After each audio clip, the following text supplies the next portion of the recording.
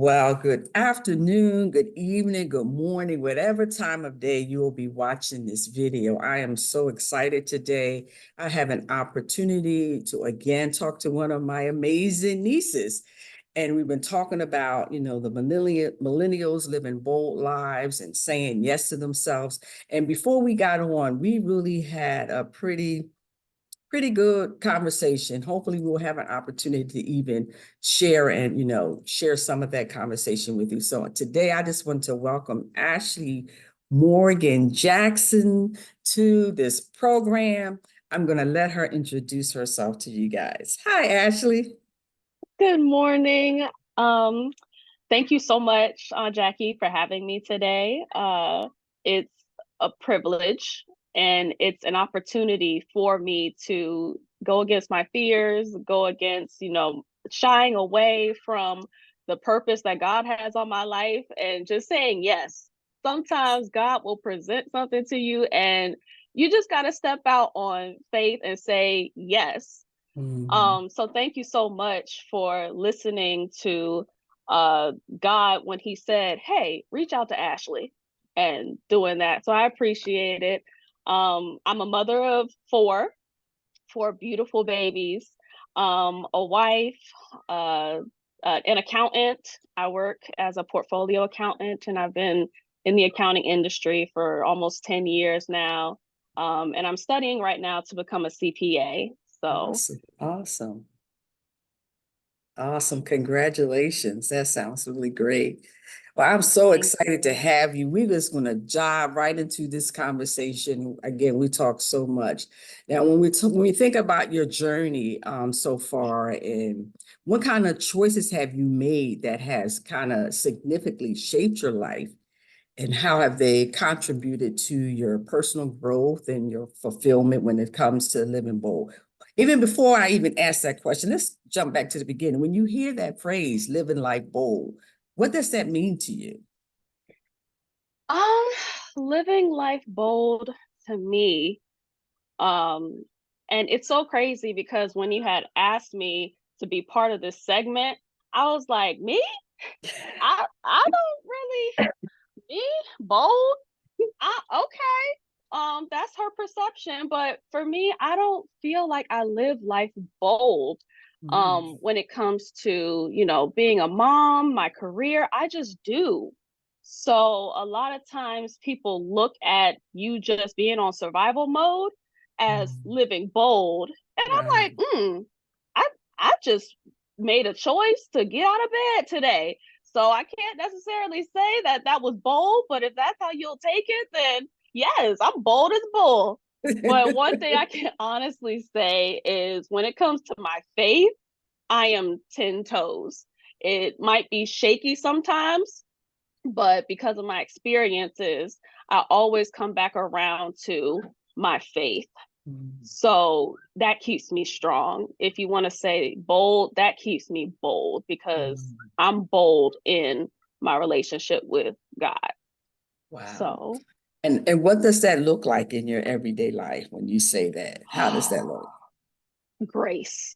Mm. It looks like so much grace, so Mm. much love, so much understanding. And it's not superficial, oh, they Mhm. look nice, or oh, they treat me well. Like if God really went off of his love for us based off of our actions, based off of our outer appearance, the things that we say, the things that we think, oh, Mm. we'd be in trouble. Yes, So yes, yes, that yeah. everyday relationship with God, even when I have days where I'm like, Lord, I'm up to here today. I don't Mhm. have it in me anymore to just stay quiet and just turn the other cheek. And the kids, they getting on my nerves. Lord, I just want to yell real quick. Please, God, please forgive me for lashing out, but always reflecting and going back to how many times has God been watching over your bad decisions Mm, and mm, still not taking his hand up off you? mm, Still mm. saying she's in a space right now that isn't pleasing to me, but my grace is sufficient. And I am still going to love her and bless her in spite of, because I know her heart and I know that she is going to come back to me. And I am just so thankful for that day after day, just another chance to get it right, another opportunity. Wow, wow. What I love about what you're saying and how the pureness of it, because sometimes when we think about life and even when we think about living bold, we usually think about the things that we're proud of and our successes. But many, many times it's those days that we're struggling. Like you said, it's those Mm-hmm. days where we don't really want to get up out of bed. It's those days that we're not feeling that yes. But as we navigate through those spaces and those seasons in our lives, something begins to take root and begins to happen on the inside. And before you know it, you look up, you're moving in a way that you didn't even think you were able to move. Like you say, it just suddenly something so amazing. And that's what I pray that we begin to sort of normalize. There's a scripture that I think about. It talks about pruning. God says, um, the things that are not working for us, he's going to cut it off. And then the things that Yes. are working, he's going to prune so that they can produce more in our lives. And how amazing it would be if we would begin to be open and receptive to those seasons and periods in our lives, that even though we know we're going to experience hard times, we know that challenges and obstacles are going to come. But if we change the perspective, okay, Lord, what are you showing me? What is it that you want me to learn during this situation? What do you want me to learn about me? What do you want me to learn about the people around me? And more importantly, what do you want me to learn about you? I think Man, that's I'm a ready. lot. Hmm. And I'll tell you why people find it so hard to be submissive to pruning. Mm. Pruning hurts. Yes, it does. Pruning can get ugly. Yes, it Pruning can turn that mirror on you so quick and have you looking at yourself and have you not liking yourself, does. because there's something that God is trying to change within you in the pruning process. And sometimes we're not even ready to let go. We said, Lord, I pray that you will remove people that aren't for me, and God will show you that it's your closest friend. And it's like, oh, hmm, God will show you that it's somebody that you're in a relationship with. And it's like, but what about companionship? I'm not ready to let that go. I'm not ready to give up on this season, even though I've seen the red flags. I'm not ready, Lord. So a lot of times in the pruning process, in the process of being submissive and allowing God to change us and change our environment, change the people around us, that is a full process that's dependent a lot on trust. Ooh, what a big bird. Ooh, Trust, not in yes, trust in ourselves, because we can't yes. do it by ourselves, but trusting in the Holy Spirit S- and trusting that what God has for us is so much better than what we see before us right now. We can't see into the future right now, but it's supposed to be having faith, having faith to believe that what I can't see right now, God will reveal to me if I just hold on, if I just follow the roadmap that He has given me in His word and just hold on one more day, draw Wow. closer in proximity with Him, and hang on tight, because it's ugly. The pruning process is ugly. I have to agree. I have to agree. I have to agree. And I believe in the hope and the desire is as we're sharing and being transparent, it will open us all up to being able to embrace that a little bit more. I used to Mm-hmm. have a friend, and I would say, I respect the truth. Doesn't always feel good, doesn't always sound good, but I respect the truth. So I'm like, Mm-hmm. God, you see something in me that is not pleasing to you. I want to be able to open myself up and allow you to show that to me. And even though, like you said, it's painful sometimes, it's hard to see the things in our lives that are not working for us. It's difficult to accept the things in our lives that are It's not humbling. pleasing. Oh, absolutely. Absolutely. Hmm.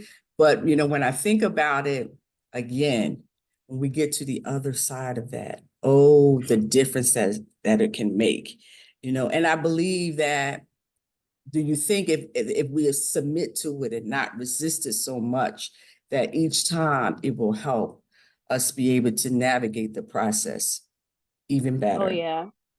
Oh yeah. I definitely think that the more practice that we're given in order to expand the capacity of our faith, expand the capacity of our trust, expand the capacity of our emotional intelligence, as well Ooh. as spiritual intelligence. Man, so the way that I see it is each trial, good or bad, it's a test. It's a test to see, okay, in this moment, what are you going to do? Are you going to try and pull against the grain, or are you going to fall back and allow me to be God? Not you, cuz you ain't got no power, but I know you little earthly selves, you think you do with your pride and your ego and your I'm right and anything against that is wrong. No, no, no, no, no. Have a seat. Calm yourself, calm your spirit, calm your emotions. Look back to me. Look at me, eye to eye. Look at me. Trust in me. I am your creator. I know every single thing about you, good and bad. And I love your crazy tail, anyways. So please don't lean to your own understanding. Trust me. I have a purpose for you. So I definitely think that with each test, we have that opportunity to grow closer to Him and grow a better relationship, just like we do with people. Right. Like, if I don't go talking to someone for, years, how am I supposed to know what type of person they are? How am I supposed to know that when I go through something, they'll be there for me to help me through it? And the beautiful thing about our God is not only will He help you through it, He'll rescue you from it. What's that saying? When I look back over my life and I see the footprints in the sand, I Mhm. know that when it goes from 4 footsteps to two, that's when you carried me. That is amazing. When you can allow yourself to let go of situations and just allow God to carry you through them. You keep silent, you stay in your word, you stay prayed up, and just allow God to gracefully guide you through the storm. Woo! Oh, my As my Ashley. father would say, He will sock your knocks off. He will do just that because He's great. He's Wow. so great. Wow, just the richness of what you're saying, just coming from someone at such a young age and have, allowed yourself to be open and transformed to even receive the love of God. And even like you said, it's not that things don't happen. It's not that we don't feel Mm-hmm. pain, but you hit two powerful words. One, you said emotional intelligence, and you said spiritual intelligence. And those two in our lives are major, major So components big. in helping us to navigate the various seasons and things, spaces in our lives. Because as we know, in this world, there's going to be trouble. Things Mm-hmm. are going to happen. But again, having that spiritual and that emotional intelligence, oh, it makes a difference. It makes you bold. It makes you bold.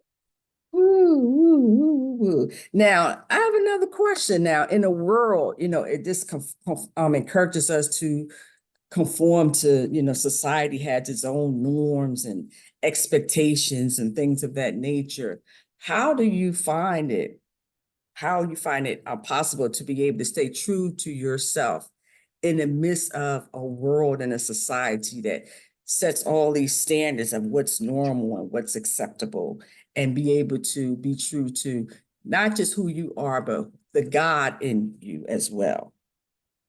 Um, I think to stay true to yourself, you really have to know who you are in God.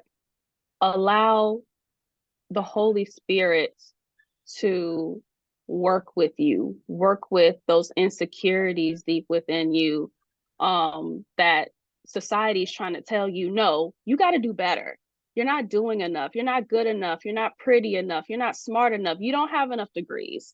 You don't have the certification to meet this standard. You don't have the work ethic to make this amount of money. You don't have the nicest of cars, you living in a 1 bedroom apartment, like it's not enough. And the capitalistic society that we live in is built, it's structured to do that, so that way the big money monster can continue to grow and continue to have people searching for that next best thing and feeding into the economy. And I respect it. If that's how you hustle, then that's how you hustle. You be able to make your money and everything like that, but I don't have to feed into it, because my God is greater than all the materialistic things that are of this world. And the chasing the things of the world will have you losing your soul, because you can't serve two masters. You can't praise and honor money and the glorification that you get from having so many accomplishments and having the materialistic things and having it look like you're popular, have all the social connections and networking and everything like that. But what are you doing with that networking? Are you leading people to God, or are you leading them to the gods of this world? Gods with a little g. Gods that once you're dead and gone, Mhm. that's it. You can't take it with you.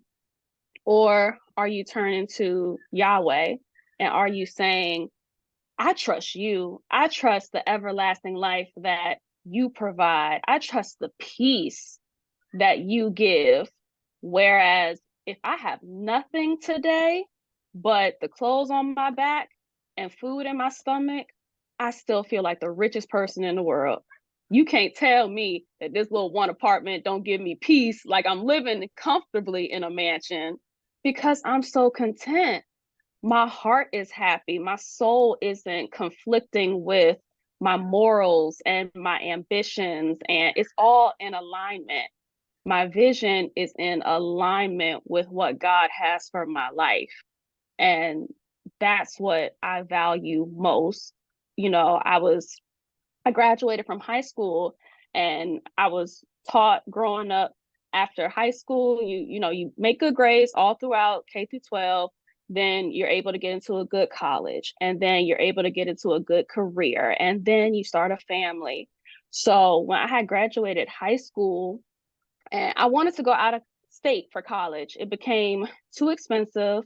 I couldn't do it. I was devastated, because this wasn't a part of my roadmap that I've been instructed to do forever. So now what am I going to do? I'm not checking the box.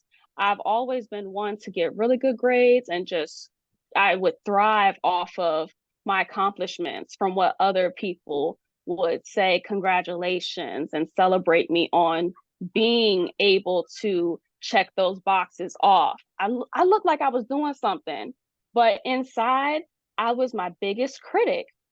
I was not actually learning per se. I was doing enough to check the box off, but what value I would take away from that experience after I would finish the class or whatever, and people would clap for like 5 minutes, and then I'd be like, well, I enjoyed that feeling. What's next? Mhm. Without actually stopping to evaluate, Ashley, are you happy right now with where you are? Look up. You so used to having your head down, grinding, hustling. Look up. Where are you? Are you content right here? Are you at peace right here? What's your relationship with God look like? Because yeah, you have friends, you have a boyfriend and everything like that. But when you're by yourself and you have those little voices of doubt whispering at you, who you got then? So I'll say that when I really did see that my plan wasn't the same roadmap as what society gave me, I was able to fall back and say, okay, I freaked out a little bit at first, but then I was able to look back and say, okay, if it's not this route, maybe my plan just doesn't look the same as everyone else's, and I'm okay with that. I saved so much money going to community college, and then I went to TCC for 2 years, and then went to ODU for 4 years. Got my MBA with ECPI because God so gracefully placed me in a position in the accounting department at ECPI University. Check this out. I got my MBA for 80% off with the employee discount. I paid like $6,000 to get my master's, and it's paid off. So it's just because our plan doesn't look like the roadmap that society says you should go, don't believe that God isn't doing something. He has something in the works that doesn't look like the norm. Oh my, oh my, oh my. And I'm sure that took your fave to another It level. did. It did. Absolutely. Sometimes you just got to go through some things. It's funny because I said the same thing to my now husband when we had first gotten together. And I would just look at him and I'm like, this is so nice to have you around, but I can't wait for us to go through some stuff. I cannot wait for us to really have something to go through because that's when you really see someone's character. You see whether they are going to fold under pressure. And I feel like going back to what we were talking about earlier, the tests and the trials that we go through, that's God's way of saying, are you gonna fold? What are you gonna do in this season? Because I have a plan for you, but I don't want to give it to you prematurely and then it consume you completely because you're my creation. I don't want to do anything to hurt you. I want to give you all the promises I have for you, but can you handle it? Do you have that capacity to take on this great thing that I'm trying to do on you? Do you have the capacity to take Do you on have it? Do you this have what it great takes? thing? Ooh, Because it's a great thing. ooh, And it's all for my glory. But I need to mm, make sure that I'm preparing my soldier because the world ain't gonna like this great thing. The world is gonna go against this great thing. So is you gonna fold or is you gonna buckle down and live boldly? What you gonna do? wow. Ashley, you talking good. You hear me? You are talking good. Thank you, Holy Spirit. Thank you, Oh Holy my Spirit. God. And we kind of talked a little bit about this. And when it comes about living boldly, sometimes it requires us to take risk. And I think you've Mm-hmm. kind of touched a little bit on, risks that you've taken to allow you to move. When it could be, you talked about the career, even your relationships, personal pursuits and things that we desire in life. And sometimes it requires some level of risk. So how did these risks that you took in your life, how did that impact your life in the trajectory of your life? So, um, a risk that I would say was one of the hardest things I had to make was because, as you know, Aunt Jackie, I have two children. I have been married twice. So the first husband that I had, it wasn't a relationship with the foundation in God. I was young, I was living on my own, and just trying to check the boxes because even after the plan didn't go well with my roadmap, I'm still like, okay, it's going to be a little out of order, but these boxes are getting checked. So having my first son while I was still going through my TCC program, and just trying to stay with his father because what does that mean for my son? I want him to have that two-parent household. What does that look like to outsiders looking in? I don't want to look like I failed. I checked the box of having kids. Now I want to check the box of being married.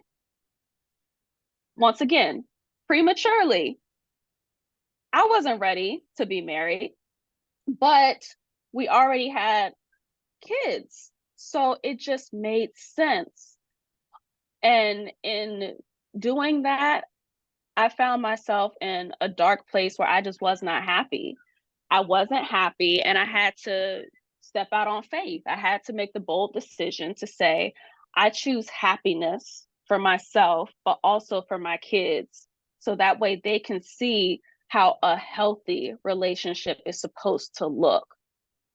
And that's what drove me to trust again. It was heartbreaking. It really was. It took me to a place where I felt like I failed my kids. I felt like in, who I chose as their father, because we couldn't get along. We weren't evenly yoked. We weren't supposed to be together.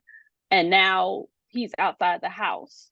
So I felt like my next relationship, it was going to be not for love, because love had me blind. Love had me looking at them red flags and being like, oh, they're so pretty. They're so crimson. Oh, I'm still going to stay here. But the red flags were there. And because I was so in love, and also in love with the thought of being with my child's father and having that completeness in family, because I'm very big on family. I really thought that, you know, I didn't deserve love.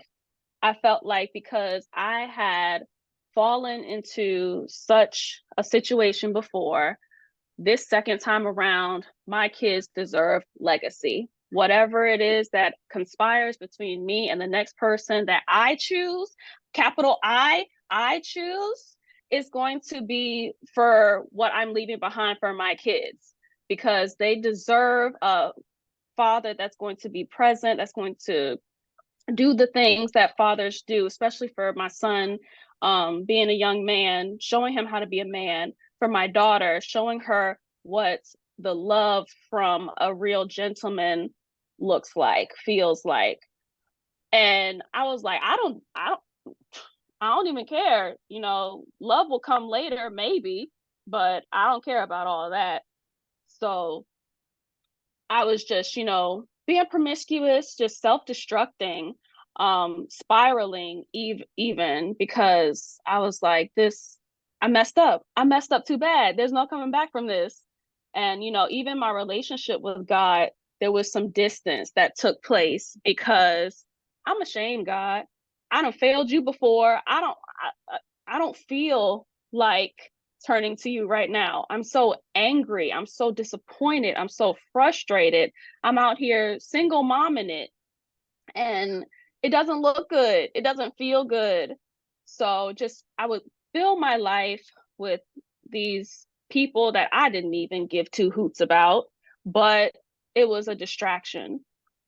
And I really believe that when God introduced me to my husband, which was so unbelievably, it was nothing but divine intervention.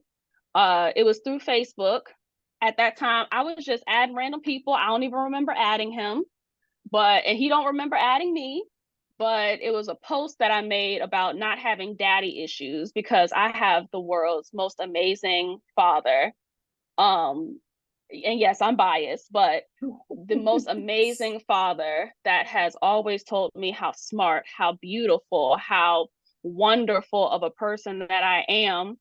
So, no, I'm not out here chasing a man or anything like that. If anything, the men are chasing me, and I'm entertaining them, giving them the time of day, but not even interested at the end of the day because I don't know my self-worth right now, but I know my kids deserve better. But in meeting my husband, I had made that post. He had liked it. And then, I'm in that phase. I'm like, I'm feeling bold. I'm gonna spit a little game. So I hit him up, and from there, it was just like the chemistry. Even though he was living in Texas, like we didn't have the same social groups or friends or anything like that. It's just by divine intervention that we even connected on the World Wide Web. He had been living in Texas for 10 years. I'm, in Virginia Beach or Chesapeake or whatever I was living at the time. And it was nothing but God. And here I am thinking that, well, Lord, if this is really you, because this man, he looks good from the pictures, he's spitting good game, is different. But I said, God, if this is really you, I'm going to turn my focus on you. I'm going to turn it away from him and turn it on you. And I'm going to draw closer to you so that when you whisper that this here is my husband, I'm going to be able to hear it. I need to have my focus over here. Yes, he's beautiful. He's nice. He's a gentleman. He's a father from what it looks like. It looks all good. But I'm looking over here. And if this is the man you have for me, he'll follow me in my direction towards you. And sure enough, one day we were on video chat talking, and it was a Sunday morning. And I was like, okay, well, this has been fun, but I got to go now. Virtual service is about to start because we met in the middle of COVID too, where everything was shut down. So I was like, all right, I got to go to virtual service. I'll talk to you afterwards. And he was like, what? You joining virtual service? You go to church virtually and you getting off the phone with me to go to church? Can't you watch that? No, he ain't say that. But it really is one of those things where it's like she values her knowledge, her connection, her worship and fellowshipping more than talking to me. I got to check this out and see this for myself.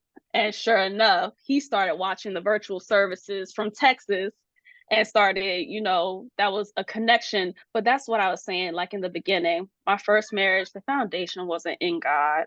This second time around, I was like, Lord, I don't have no choice. I already failed my babies once. I don't have no choice but to make you the foundation of whatever it is that you want to do with this relationship. And like I said, we married now. Wow. We just celebrated our 1 year anniversary. So congratulations. shift your focus and he won't fail you. Shift your God will not focus. fail you.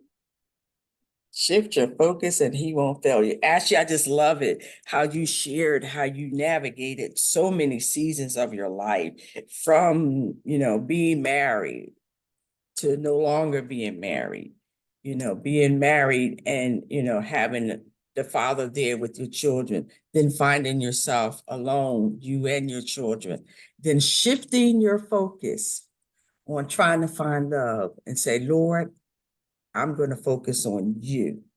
And the amazing thing that begin to happen in your life when you shift your focus from what culture says is acceptable, it's the dream life, to focusing on God. And he gave you your heart's desire and more. And you haven't even tapped into all that he's going to do in your life. But what a powerful lesson on shifting the focus on what I think is good for me, shifting the focus from what I think is best for me, and shifting my focus on God and trusting that that path that he has for me is going to make me fulfilled, is going to give me all the things that I desire in life. Oh my world, you just said so much. There was so many amazing gems and nuggets in your story, throughout your story. But my biggest takeaway is that it's really the relationship with God that makes the difference. That's it. Thank you, Holy Spirit. Knowing him, it's trusting him, even when our worlds turn upside down and we think that we're not going to make it. We don't have any of the answers, but we know someone who does. Who does? And we Wrote the open playbook. ourselves up. He wrote the playbook. Trust him. Trust him. Oh my God, Ashley, I just enjoyed this conversation, and I trust that I believe that, and other young people who are listening to this and who will watch this in days to come, that it will, remind them of the value of the importance of having a relationship with God, and to hear such wisdom and richness come from someone at such a young age, to know that I can enjoy life and I can have a relationship with God. Doesn't mean that I don't Yep. stop living. Doesn't mean that my life isn't bold. Life is more Life is, fulfilling now. there you go. Ooh, say that again. Ooh. Life is more fulfilling now because Wow. I trust God. Mm, mm, mm, mm. Now, in closing, what would be any final comments that you want to share with your generation when it comes to living life bold and saying yes to themselves? What would be any last remarks you want to share? I would share, don't get so caught up, wrapped up in the social media age that we're in right now. It doesn't matter how many followers you have. It doesn't matter, I have to show up at all the events and show face because these people are showing me love. These people are liking my pictures. These people are, no, find you a handful of good quality friends that won't lead you into temptation, that will point out when you're wrong and say, I'm not going to point my finger and say shame on you, but I will say, hey, slow down. Let me hold your hand through this. Let's talk through this self-destructive behavior that you're going through right now, because I know it's deeper than that. Find you people that know you to your core and draw close to them, because those will be the same people that will be your prayer warriors. Mm. When you're going through something, sometimes you need someone to intercede on your behalf when you can't even pray for yourself. When you can't pray over yourself, have you a very solid group of friends that will.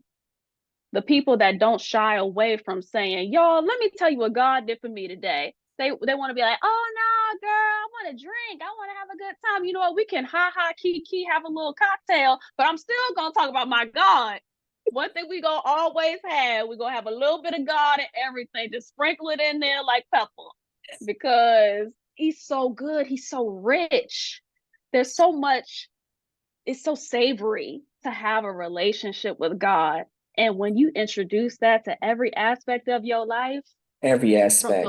finances to, your schooling for the young people, introduce God to, your study habits.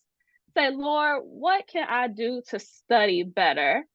I'm going to study your word, and then that's going to help me with my study habits in my books. And just make time for God, because he is honestly the most trustworthy, the most faithful friend, father, Abba, that you will ever have. So Wow. that's my advice. Thank you so much, Ashley. I definitely enjoyed having this conversation. I look forward to us even maybe doing it again. You just never, never, never know. I would love to even maybe one time have a conversation with you and your husband, just to even show, Absolutely. what it looks like to, to have a young, healthy, vibrant relationship, and the difference that it makes when you put him first and let him draw to the God in you. I love the way you said that. If you want to find me, you're going to find me worshiping, and you're going to find me seeking God. Ooh, Yep. Because that was a mouthful. the significant others ain't always as perfect as it seems. So sometimes you just got to be like, Lord, give me grace for today, because I'm about to kill him. Lord, give me grace. I love this man, but I want to just. But then you got to say, Lord, please soften my heart. Please soften my heart, Jesus, because it's a heart of stone right now. Because he didn't struck me. He didn't struck me with his words. He didn't struck me with his actions, and now I'm in my feelings. Mm, But mm, God mm, will give you so much peace, patience, grace, understanding. So that's why it's very, very important to just put him first. Put God above your spouse. mm. You need to put God before your spouse. because when your spouse ain't doing the things that you like, God gonna have to work with you, but God will also work with them at the same time Right. and make y'all humble enough to come back together and reconcile the stuff. Wow. Wow. Wow. Wow. Now that's a whole nother topic. Oh That's a my whole nother God. topic. That's just a little preface, a little preview. Oh, Ashley, again, I thank you so much. Viewers, I hope you've enjoyed this conversation. We just want you to continue to live well, live good, live right, be healthy, be whole, and be happy. Until next time, take care. Thanks, Ashley. Thank you.